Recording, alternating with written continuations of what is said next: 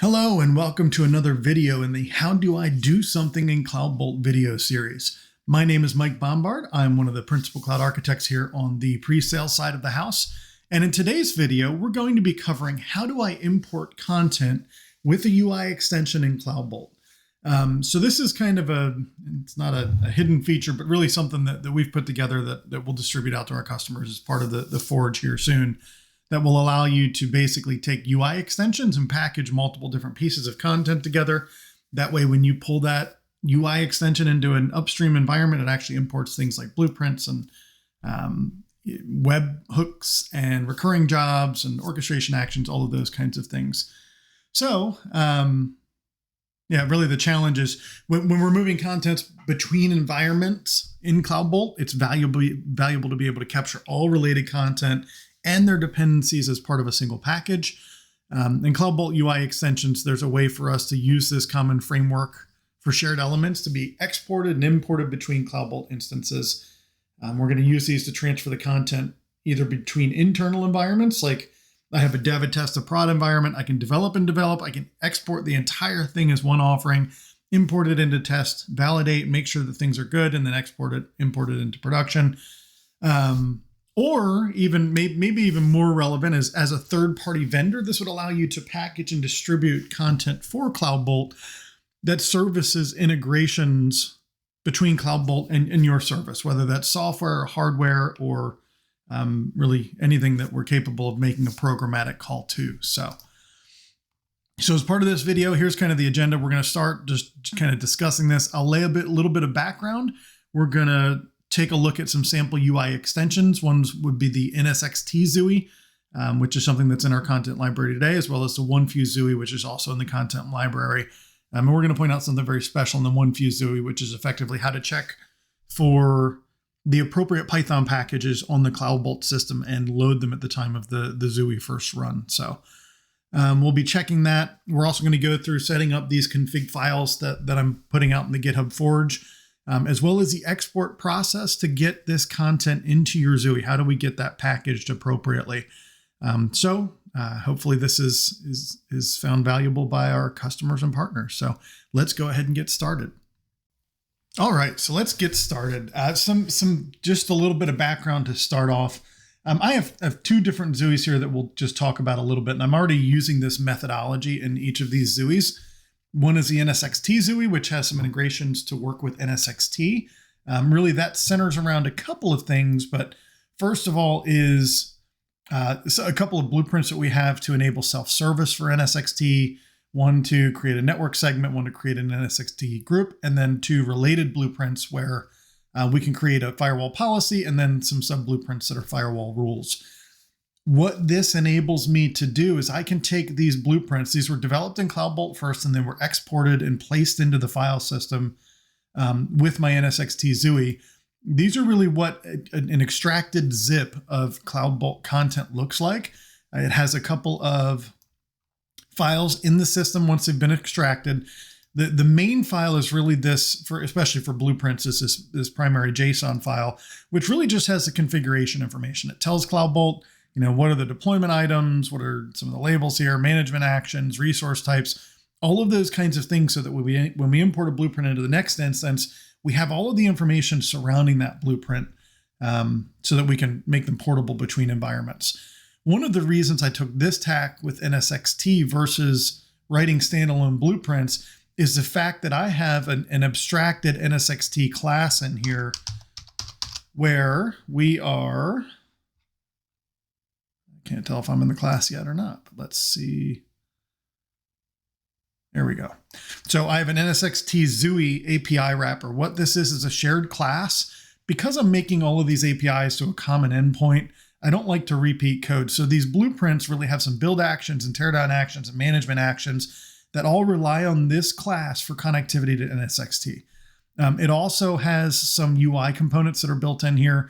There's some tabs that we're putting onto virtual machines inside of CloudBolt that actually show what NSXT tags are available.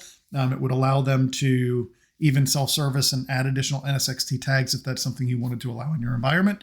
So it takes and it packages all of that content together so that as we export the ZUI, the customer gets all of our shared files. It gets all of our UI components as well as all of our blueprints. I've taken and expanded this. I've used this in other places where I also need to. OneFuse is a good example where we have some inbound webhooks that we use as part of a migration process. Those inbound webhooks are all packaged with the OneFuse ZUI. And the way that we really invoke what we're going to be going through today is in our init files for these ZUIs, we have, number one, there's a version that we're setting for the ZUI. This allows you as the ZUI author to control when this should fire and execute when you're exporting and importing into a new environment. So as you increment your ZUIs and you've tested your code, you've validated, you know that it's good, you will want to increment this version, whatever your versioning schema looks like. And then really the only thing we're going to do, we're actually going to do a kind of local import. You'll see when we get there, but we're basically pulling in this run config method from our config file. And the config file is really where we're going to do all of this work for the import. But really the way that we run this is by running this run config command. That then goes out to our config file, which will go through and do a number of things, but basically it's going to read from the file system. And we'll talk the other one's it's documented a little differently. So we'll touch on that in a little more detail here in a minute. But the OneFuse one, what I wanted to show is part of this run config method will go through and do a number of things. But one of the things that we'll do is if you have like a Python pip package dependency that you need to import with your ZUIs inside of CloudBolt, one of the ways that we found to do that is, here we go, is something along these lines where we have there we go. So we can go through and find, I'm doing some logic here where number one, you'll see this is common, this config needed idea where we will go through and see, we're storing the current version that has last imported into the CloudBolt system, the last version of the ZUI. So if it was 0.1 and the new ZUI is 0.2, it's actually going to go through and run the install. It should only run it once if everything's successful. But what we want to prevent, because this is being run by the init module, we don't want this to run every single time somebody's loading anything from this ZUI. So we're using the versioning to stop it from functioning, where if we say that if config needed, we're going to run it. But if it's already at the version, we're just not going to do anything and we'll exit as quickly as we entered. So we're going to unpack that in a little more detail. But basically we are, in this case, I am going through and part of what I'm doing is a try and accept for importing the OneFuse pip module. So if I can't import that module, basically that tells me with the module not found error that this package does not exist in the system. So I'm able then in the next step to go into the execute command, which will run on the CloudBolt server and run through that pip install process. I can also check the current version of OneFuse. Because I've imported it, I can get to the version of that file and I can make some decisioning around, do we need to upgrade the version if we've mandated with a global variable in this file that the OneFuse Python minimum version needs to be at a certain place. So that's kind of the basics. Let's go ahead and close out of those two. And we're going to go, so you will see this in, I'm going to get this put out in the CloudBolt forward. So it's this content import example. Really, the thing that we have here are three files. I'm going to start with the views file here because it's the least exciting. But the views file here, this is empty. The reason we have a views file here is that as a ZUI or a UI extension in CloudBolt, if there is no views file, the logs will complain. So I have an empty views file. It's not really doing anything. It's not loading anything. It's not telling the system to do anything with it, but it is required to at least have a views file, even if you're not using it for a CloudBolt ZUI. So empty views file, just so we can work with it and get it running. If you come over to the init.py, this is, again, just an example, but I am from the parent directory, which would be my content import example. I'm going to import from the config.py file, my run config method. And then I'm going to run it. I'm going to pass the version for this into this. So like I mentioned, you'll see as we go through this, every time I upload new content and test that it's working, I'm going to increment this version just to show how that works. Let's go ahead and go. So now onto the piece where we're doing all of the work, really our config file. There's a lot of documentation in here that if you have some time to go through, I would recommend. Kind of just walk through the background. There is a default location for the file that we're saving these versions in. Let me just show you what that looks like. It's that ZUI versions.json. So if I just take a look at it, we can see, so I have a couple of versions for different UI extensions already stored in here. Notice I already have one for the content example, and it's at a higher version than what I'm doing here. What happened is I actually recorded this video once and realized my microphone wasn't working. So you're getting a more polished version of this where I've had a chance to go through most of this already once. So I'm actually just going to get rid of this altogether because we want this to fire as it runs. So our ZUI, actually, you know what? I don't think that's valid JSON with the extra comma, so it's probably going to complain about that.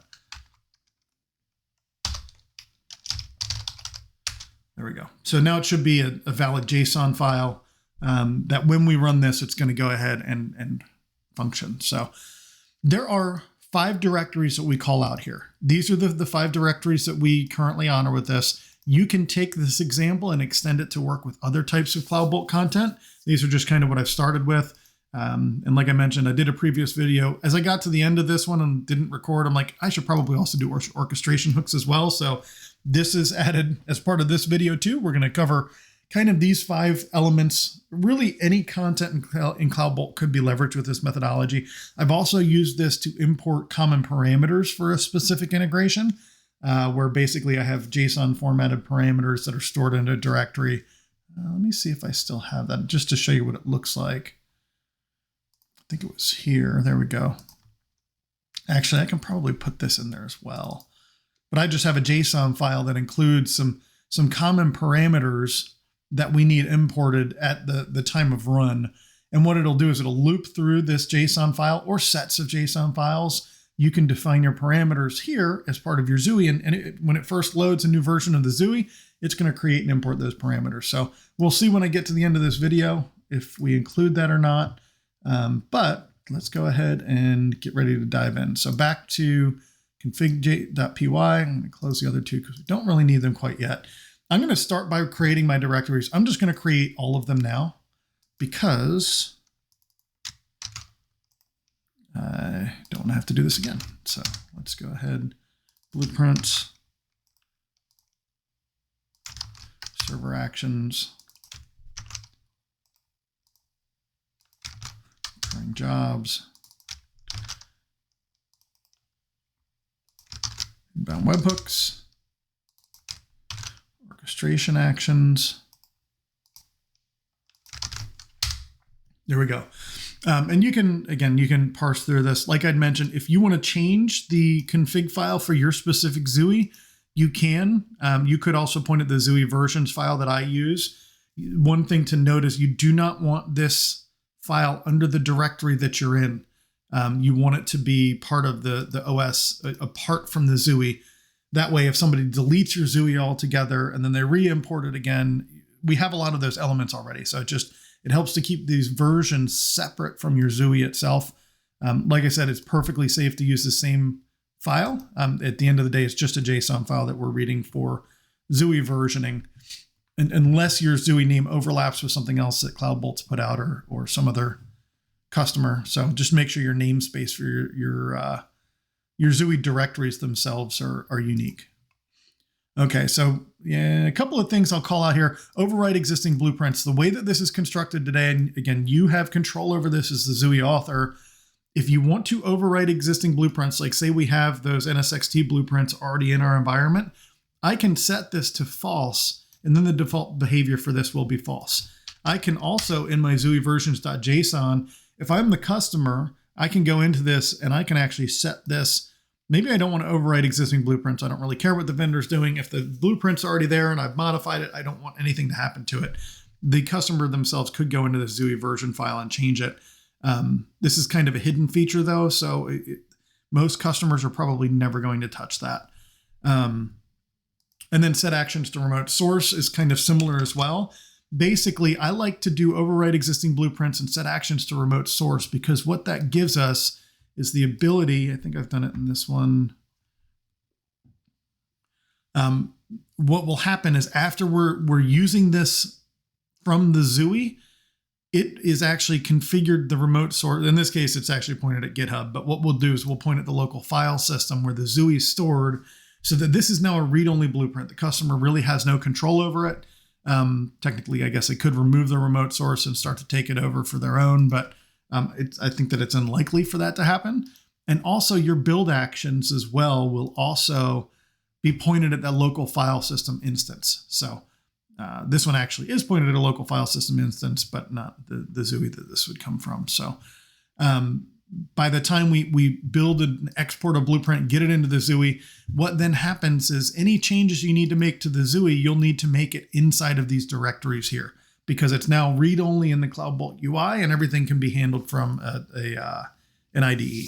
So anyway, let's go ahead and move into, so that's the config files. Let's get into where we're starting to look at the export process. And we're going to start kind of with blueprints. We'll go down the list here. I think I put in the agenda a little bit of a different order, but we're going to start with blueprints. Probably just go down the list of folders here. We'll kind of see how this goes as we get into it. So blueprints, I'm going to create a new blueprint. I think for the others, I have examples for each of them. I kind of hit an unexpected condition when I was using a different blueprint earlier where I probably should just started with a new one. So we'll just call it export test. We'll make it really generic. Let's see if we can find an interesting image to go with it. We can use that. That's fine. I used that for something yesterday. Again, it's just an image at the end of the day. We can leave it associated with a service type. I leave it as a service type because I want this to, I want to have all 4 tabs. And the reason for that is I want to show that we're exporting actions for each of these tabs. So action, we're going to export CloudBolt. We're going to create a CloudBolt plugin. We're going to call this blueprint build export test. And I'm just going to copy that because I'm going to change this to suit. I'm going to do inner code later. I'm just going to leave this the default generic method that we create when we do this, just to show that this does get exported. And we can show that, you know, I can now exit this or edit this on my file system and see it reflected in here. Discovery plugin. This is gonna, it's not gonna, I don't think it's gonna like this at all, but we'll see. May complain about this because that inner code later, unless it gives me a generic, it's just a run method. It's not really a discovery plugin. I think discovery needs to look a little bit different. Yeah, we're going to leave it as run. That should be okay. It may complain about it. I'm just going to delete this blueprint when we're done with it anyway. So management, we're going to build a day 2 action here. Let's do new CloudBolt plugin. We will call it blueprint manage export test. Again, keeping it really generic. And then tear down action.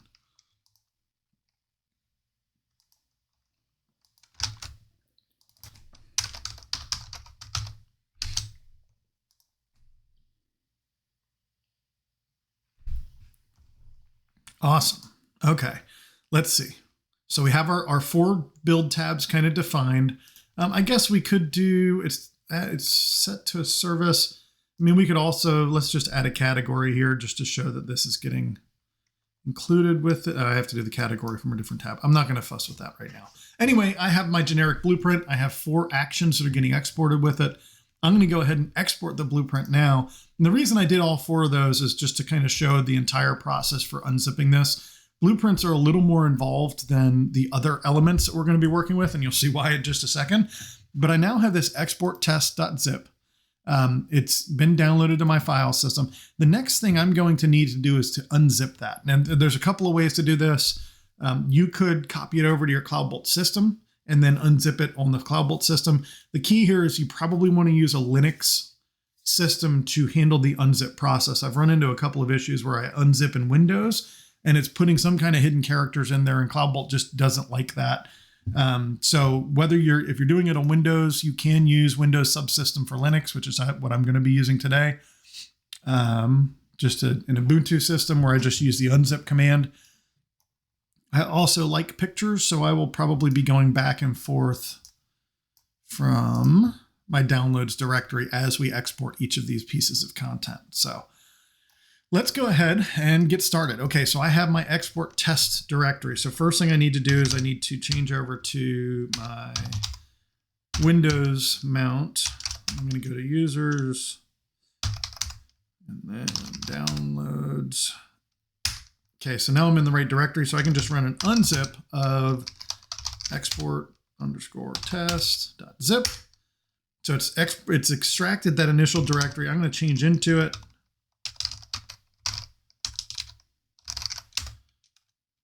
And then I'm going to take a look at it. And here's where this gets a little more, with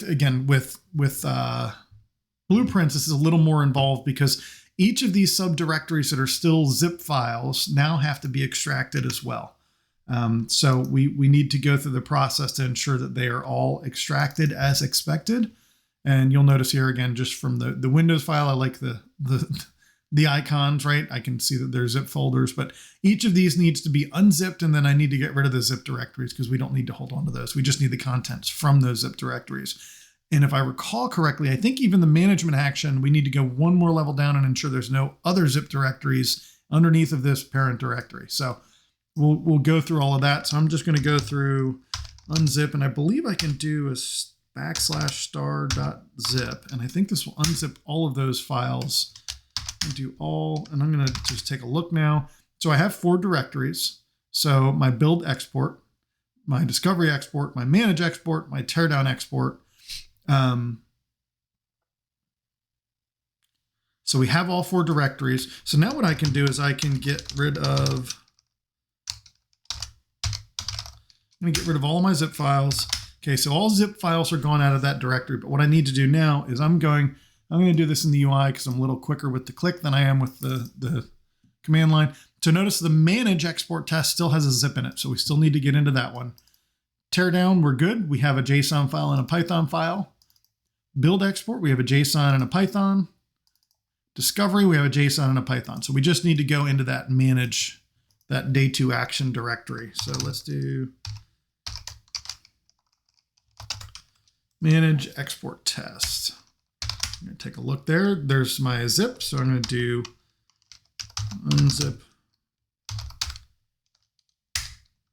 And then I'm going to get rid of my zip. Then I'm going to just change into that directory just to be sure. Okay, Python and JSON. So we've unzipped all the way down. Let's just look at it through the UI again. So my manage, here we go. Now we have a subdirectory instead of a zip file in our 2. We've now removed all of the zip files. We have a fully functioning folder. And the reason I do this in the Windows UI is, again, I like pictures, but I can also just copy this now that I have the directory, and I can go over to PyCharm. I can paste it right under my blueprints folder. So there we go. Our export test blueprint is now under blueprints. Now that we have this, and this is copying it over, you can see the kind of progress bar with PyCharm. It's copying it over to my CloudBolt appliance. So it's actually being loaded into the XUI.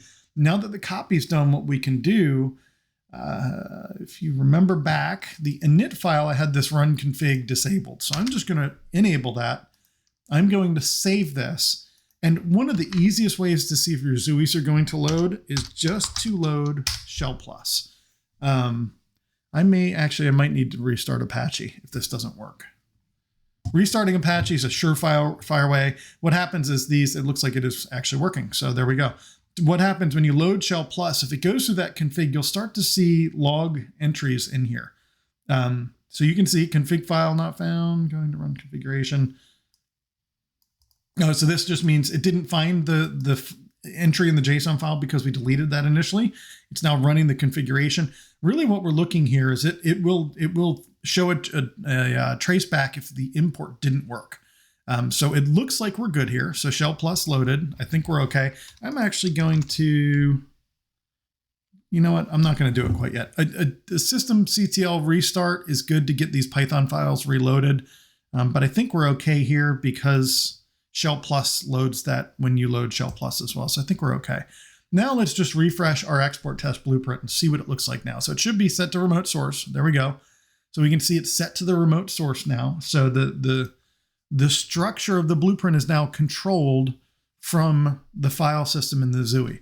That allows us as the authors of the blueprint to ensure that this is controlled and they can't really change things. It's read only at that point.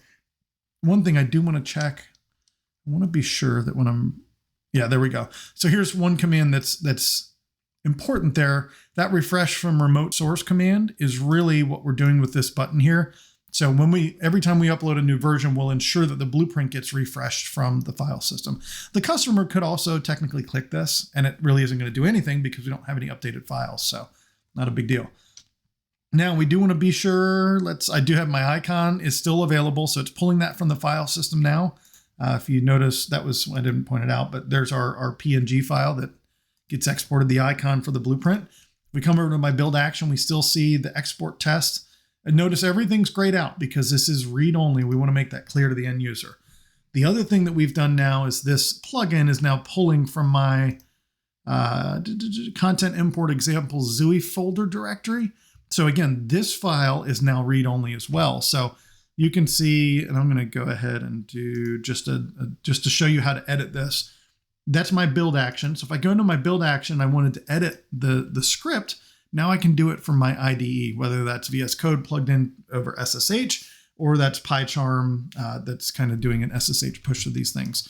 So let's just do,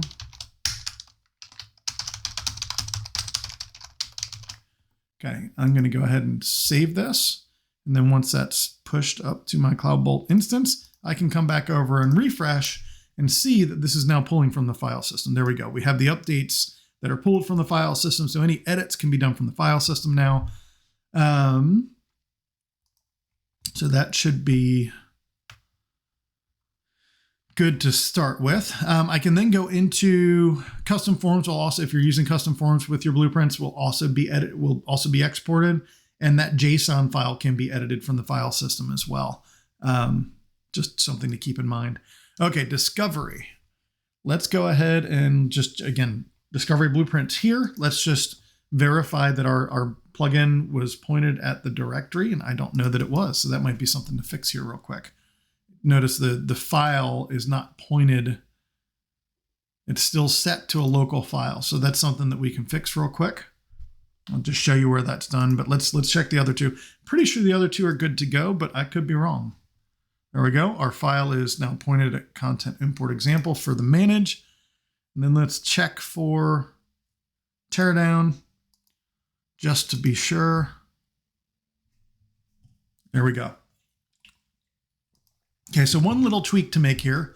We want to make sure that our discovery plugin is getting set to the file system appropriately. So let's go back over here. We're going to go to our config method or our config module. From here, we can see here's where we're doing the configure blueprint. So here's how we're configuring the ZUI. And I haven't even added in my orchestration actions yet. So I'm going to do that real quick while I'm here. We get orchestration hooks. Like I said, that's a new method. Haven't run it yet, so we may run into some issues there. I'm fairly confident on the other three here, though. Let's see. So configure blueprints. We're going to go through. We create the blueprint.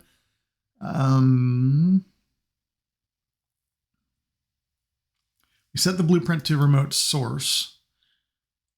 We refresh it from remote source. And here's where we're going to set the actions to remote source for this blueprint. So let's see. So I notice I am not looking for my discovery plugin here as a valid element. So I'm going to need to add that in. I don't know what that looks like. So I'm going to open my JSON for this is my main blueprint JSON. So what do we have? There's management actions. There's teardown items. Discovery plugin is what we're looking for. So we have everything else is an array though. So teardown items, management actions, and not build, deployment items. They're all lists. So management actions might need to be handled, discovery might need to be handled a little differently because we're not iterating through anything. Maybe I can pass that in as I think I can pass this in as a single list.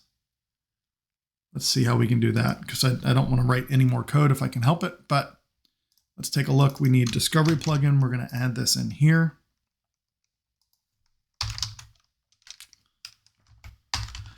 Okay, so that's one of the elements we're going to look for. So for action in bpjson-element, we're going to say if element is equal to discovery plugin, we want to say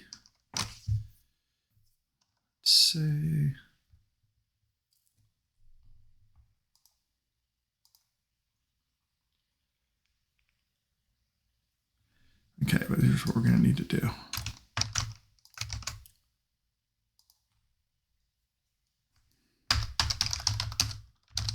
Actions equal, and I'm going to make this a list of the result. Else. There we go. So that should be fine. And then we're going to call this actions. We'll see how this works. It could blow up in my face. We'll find out here very soon. So I'm just going to save this. And there's a couple of ways that we can force this to refresh. The first way is to increment the versioning here. I could set this to version 0.2. I could also edit my Zui versions file. And I did not close out of that appropriately. So I need to get rid of.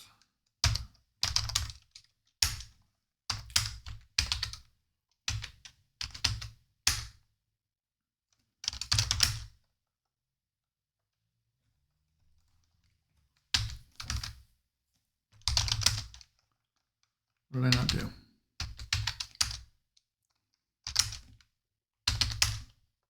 There we go.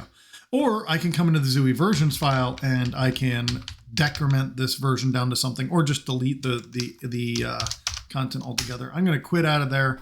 The easiest way is just to increment this. And this is kind of why I do 0.1, 0.2. As I'm testing each of these and bringing them in, I'll do minor versions. But if you're trying to follow like a real good versioning control, maybe what you want to do is to not increment it 1,000 times, but maybe just to decrement it in the VI file or the Zui versions file. That way you're not taking it up to version 10,050. So, okay. But again, like I said, by saving this, that's going to be fine. And then I'm going to launch Shell Plus again. And this is just an alias that I have in my system that points to Shell Plus, just makes it a little easier to load.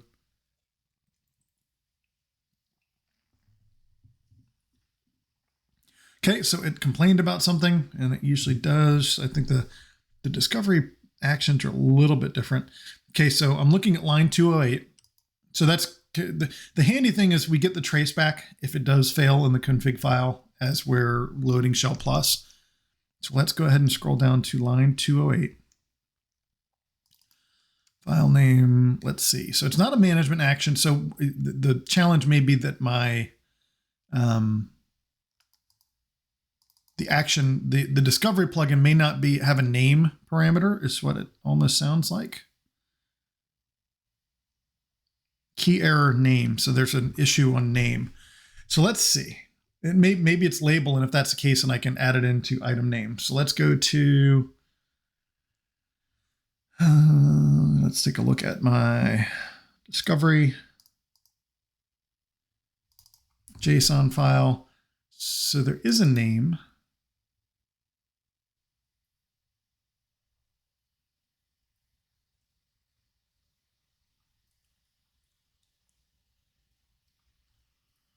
And there's a script file name. So I'm going to split this right just to see what we're working with here.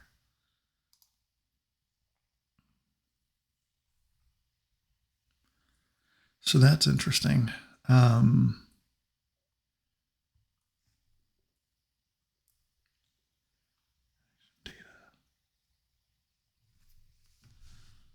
Actions to remote source, import config.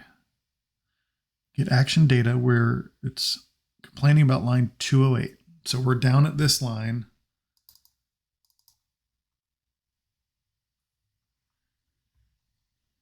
It's interesting. And what I'm going to look at in some of the other ones, let's look at the build item. Okay, so that's looks the same, which is how it should look. Slugify is going to, yeah, so that's what we're doing here. We're trying to get the action name. Did I pass the action incorrectly, though? I think is the challenge.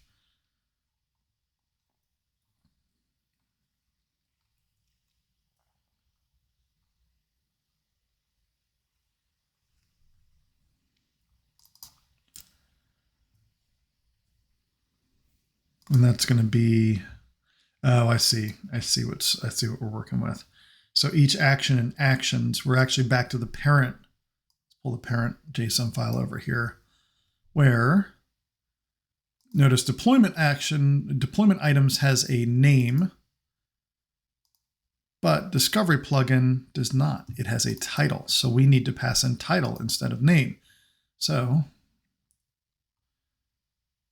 and management actions is using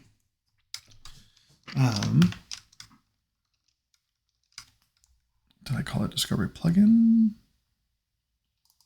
Okay.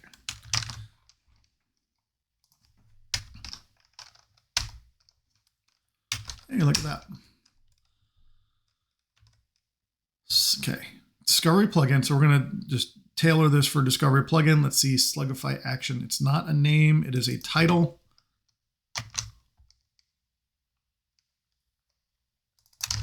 Nope.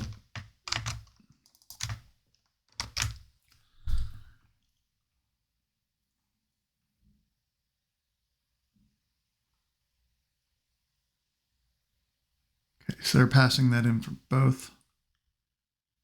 What are we doing file name and an action name when they're effectively the same thing? The file name slugified. That's the difference. Okay, that makes sense. Okay, so there's our action title. JSON file is file name.json, JSON path. Directory file name, JSON file. So that should do the trick. Let's save all. I'm going to close out of Shell Plus and reload. See if we get any errors.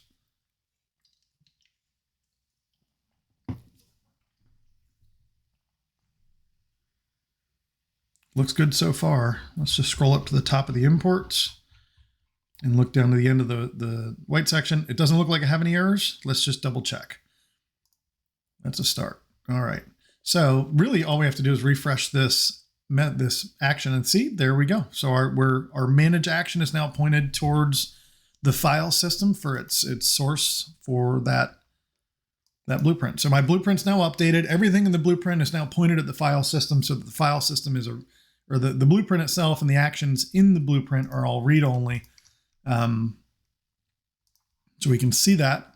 The next step, we're going to go ahead and do, let's go to server actions. I think that's what I said in the agenda, so we can follow that. So server actions, I have a couple of generic ones. I think I actually have the zip files for these still, so I'm not even going to go through the export. Let's just take a look at this. My downloads directory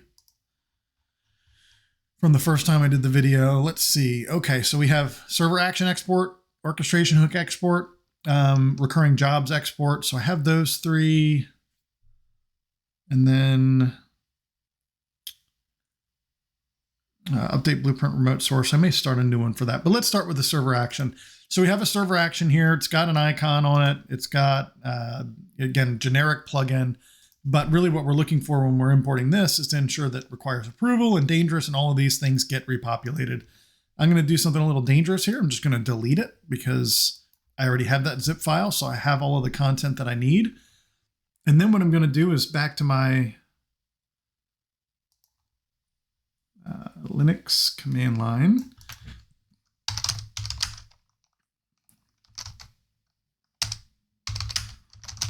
Back to my downloads directory. And then I'm going to do an unzip on, just want to see the name of everything here. SA export test. .zip. Okay. SA export test already exists. I thought I got rid of that. But let me delete those directories just so you see what this looks like.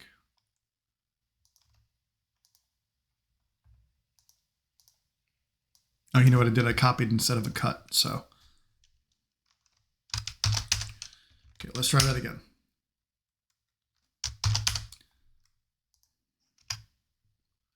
Kept rewriting the folder. So let's try it one more time. All right, so there we go. We're going to change directory into our SA export test. Take a look in there. We're going to go in and unzip the subfiles here. So unzip export test.zip.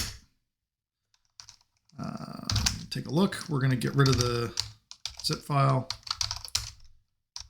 Zip file's gone, and then we're going to change into the SA export test directory and ensure that there's just a Python file and JSON file. So we're good to go here. Again, we can, in my file system, I can go to SA export test. I can see the JSON, everything that's needed here, and I'm going to cut this time. Actually, I'm just going to copy. It's friendlier, right? Go over to my Zooey, and I'm going to go ahead and paste. I need to paste in my server actions directory. So you can see my content here. It's already finished the upload. So I'm going to go back over to my init file. Actually, this time, let's do it a little differently. Let's update my Zooey versions file, and I'll decrement this back to 0.1.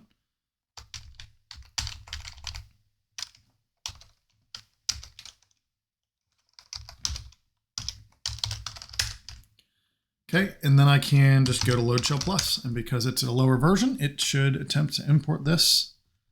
We'll see the config run. You'll notice that after that version's incremented, when you run shell plus, you will not see the white logs at the top too. So that's one way to know that the config is running. When you load shell plus, you get a whole bunch of log entries. Okay, it didn't like something there, and that's okay. Let's take a look. Worked yesterday.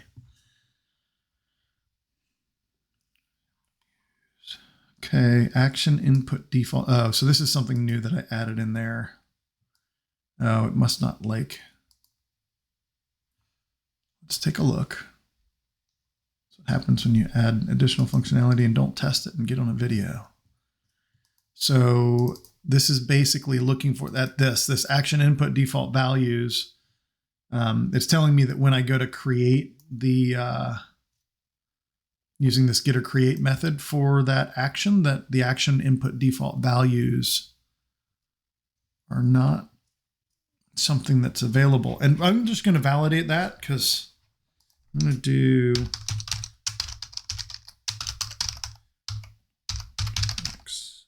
I don't care which one it is.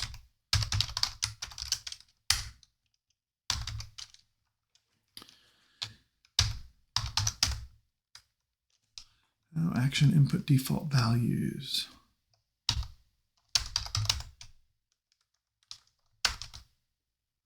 Interesting.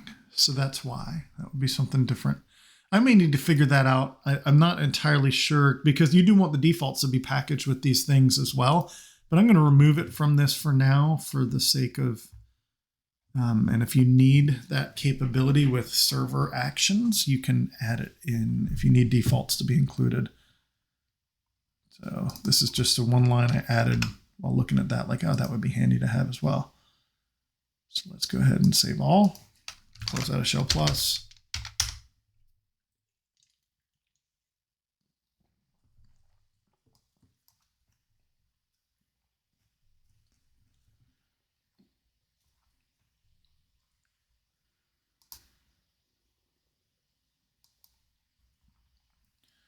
All right, looks better. So let's go back, check our server action, see if it got recreated. Let's refresh our page.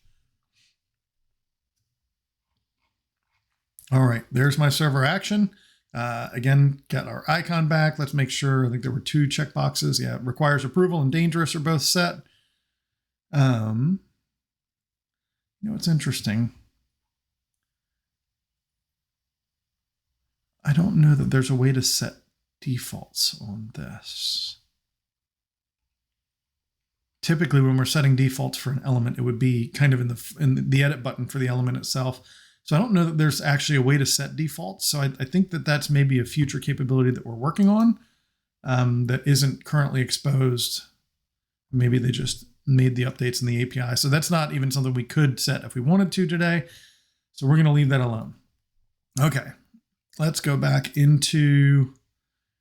So we're good with the server actions. Next, let's go to recurring jobs. So I have a recurring job out there that again, is already exported. We saw that, but I'm going to delete the existing one. There's my recurring jobs test. Let's go ahead and remove it. I think the exported one actually was enabled. So we'll see when we get it re-imported. It should enable the job. I may be wrong there, but let's go back through the process of extracting. And the extraction's a one-time deal. So for each of these new capabilities you're adding to your ZUI, you have to go through the extraction process once, and then once it's done, you can edit it from the file system. So let's do unzip. And this was called, I think it was RJ underscore.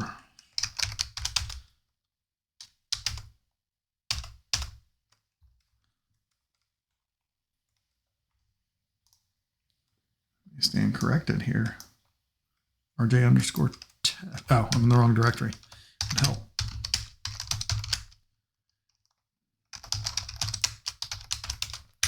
There we go. Okay, we have our zip archive now. We can go to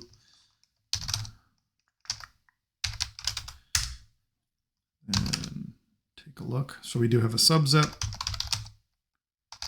This is just for the action itself. I can remove my zip file, then I can change into verify. We're good to go. Change out of that directory before I forget it for the next piece of content. Bring my folder over here. Let's go ahead and refresh, and we can see RJ test, good to go. So back up to the root level. Let's go ahead and copy that.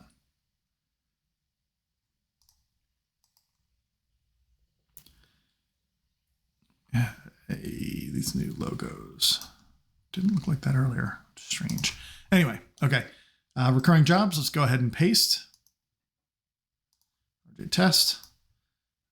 Again, we need to change the init version. So we're going to take this up to 3 now. Close out of Shell Plus. Wait until it logs in and uploads my files. And then we can open Shell Plus.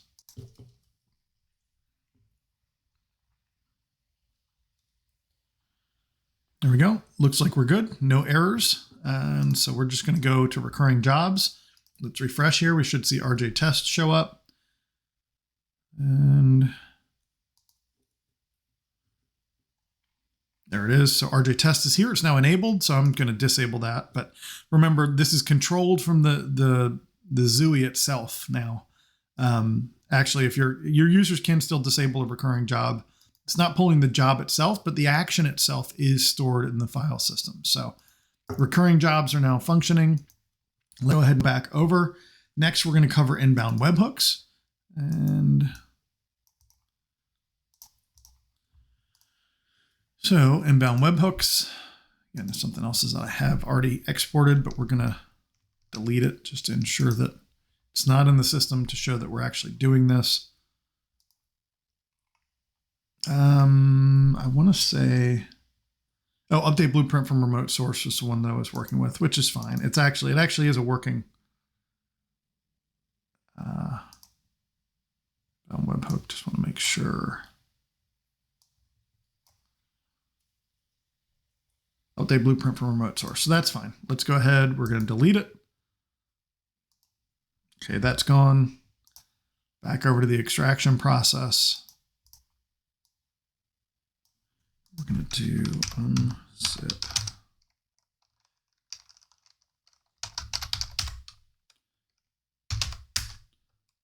There's a directory there already.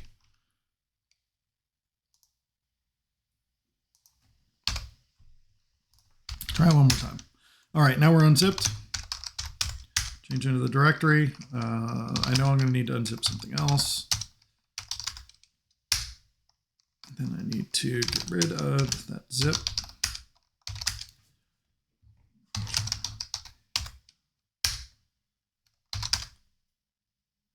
Okay.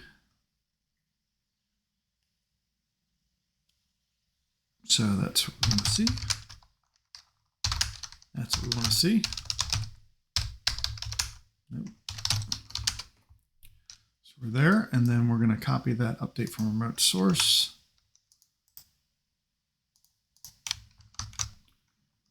And paste it as an inbound webhook. Okay, so the inbound webhook exists there. There's no zip files. It's uploaded. Let's change our version and cross our fingers and hope that this works. Actually, you know what's interesting? Instead of this, let's just do a minor version increment just to show that this functions. So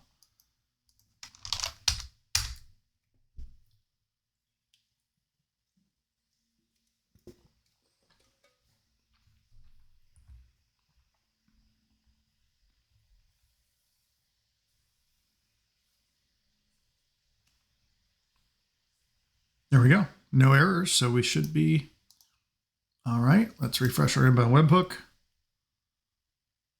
Should be an 8th item. There we go. Update blueprint remote source.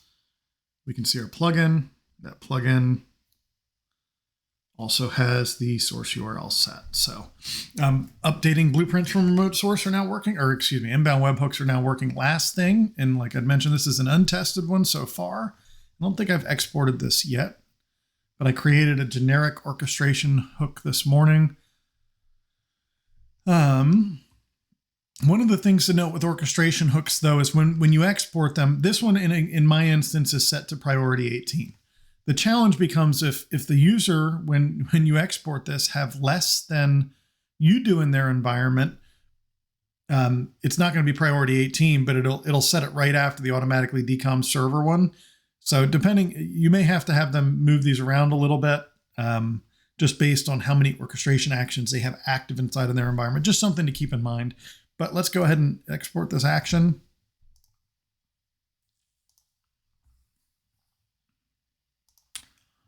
Oh, maybe I already did have it. So anyway, let's go ahead and unzip.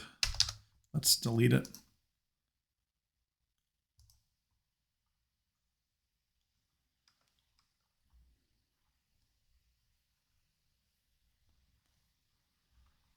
Okay, let's go into unzip. Page export test.zip. I think there might be one out there. No, okay. So cd perfect.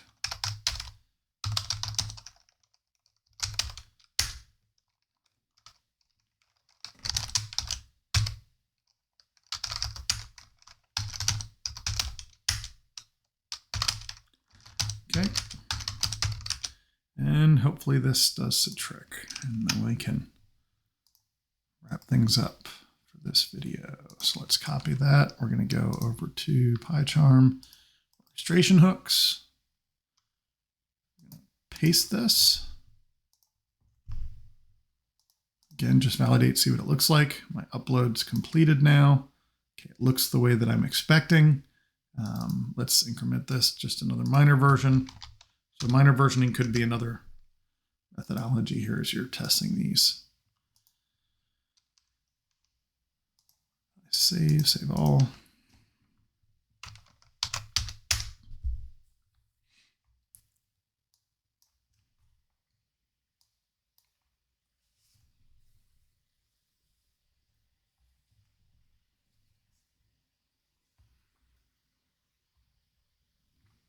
Hopefully there's no errors, and there's an error. So let's take a look at that. So there was something that I missed. Invalid field name. So action input default values. Continue on failure enabled. Oh, that's interesting. Hook point. Oh, no statuses, run sequence. Okay. Which is interesting because these are all in the file.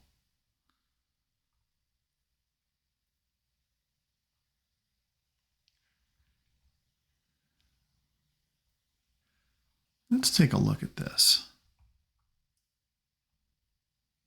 Not server action. I want...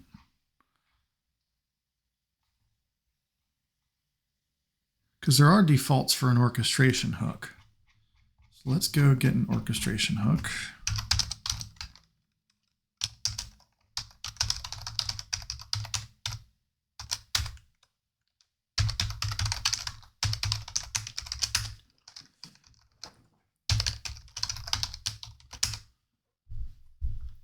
All right.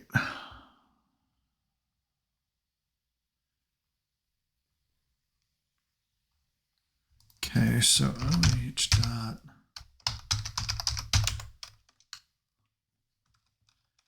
That's interesting. So that could be accurate.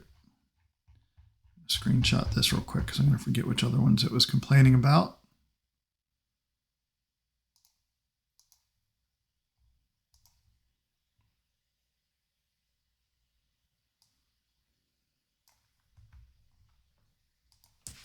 I would think that these would be important ones, but let's see.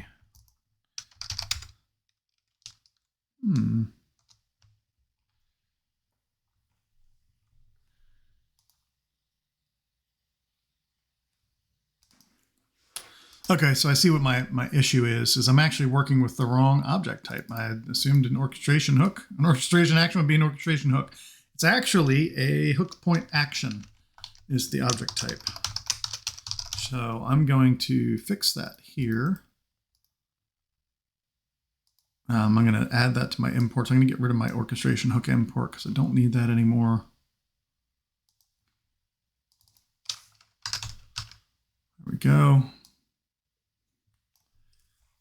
All the way back down to configure orchestration actions. So that's going to make a difference. I still don't see one of the things I found all of the values, so like enabled and hook point and all of those things, not everything except for the action input default values. For some reason, that may be a different way to have to create those. I'm going to remove that for now, but everything else should function. So let's get rid of that. There's probably a special way to create that, and we can handle that, but I'm not going to do that as part of this.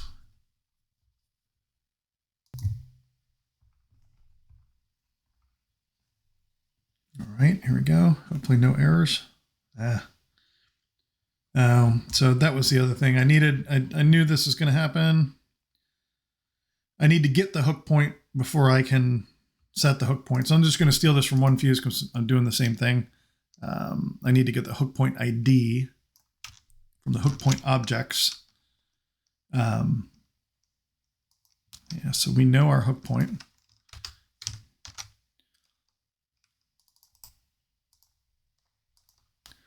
Then we need to get from the name. We know the name of the hook point because we have it here.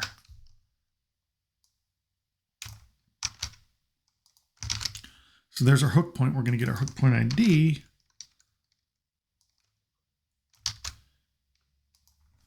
I believe that's what we're looking for. Hook point underscore ID is what we're setting. Yep. So that should hopefully do the trick. Let's see.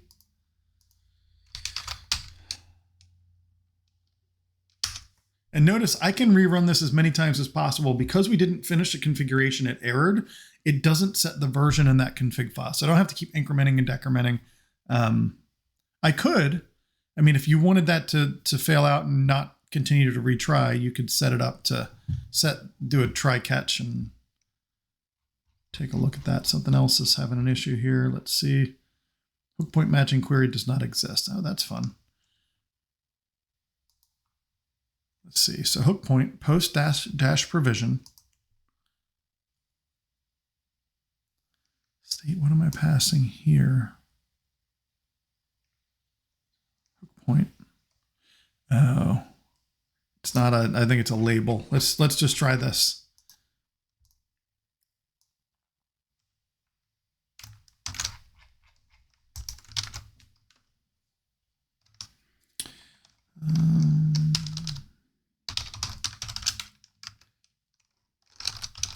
So my hook point label. Yeah, so it's a label I'm looking for, not a name.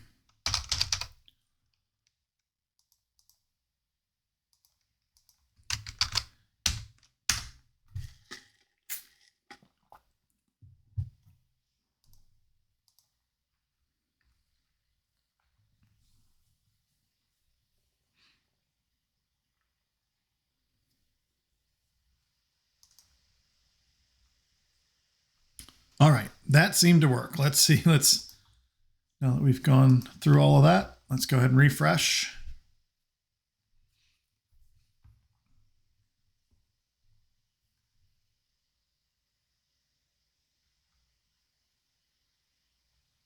Just thinking about it. I know it is. All right, let's scroll down to the bottom and hopefully it's there. Cool. OH export test, there it is. So again, notice it is imported at 18, but that's because I had 19 elements in my environment, or 18 already existing elements. So You may have to work with your customers, just part of the setup process. If you're using orchestration actions, is to reorder these appropriately. I'm going to disable this for now. Just kind of a quick recap. We now have a ZUI that's importing a whole bunch of different content. If I were to export this and put it into a next environment, we'll see that all of this content gets exported with it, and it gets created as part of the next thing. The other thing I would recommend is ensuring, I don't know about the .star, somebody else did that, but ensuring that your allowed UI extensions cover the resource types that are in here. A lot of times your icons are PNGs, as well as the PY files and the JSON files. If your allowed ZUI extensions don't include every piece of content that's in these directories, it will not get exported with the ZUI. So something else to be mindful of.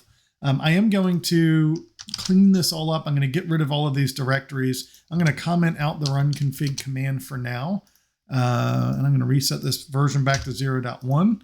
And I will go ahead and get this out into the CloudBolt Forge. But basically, again, you can take the init and the config files, drop them into your existing ZUI, and start to build out the structure for these folders. So yeah, that's pretty much it. This concludes another video in the How Do I Do Something in CloudBolt video series. If you've made it this far, congratulations. Some of these can get to be a little bit lengthy.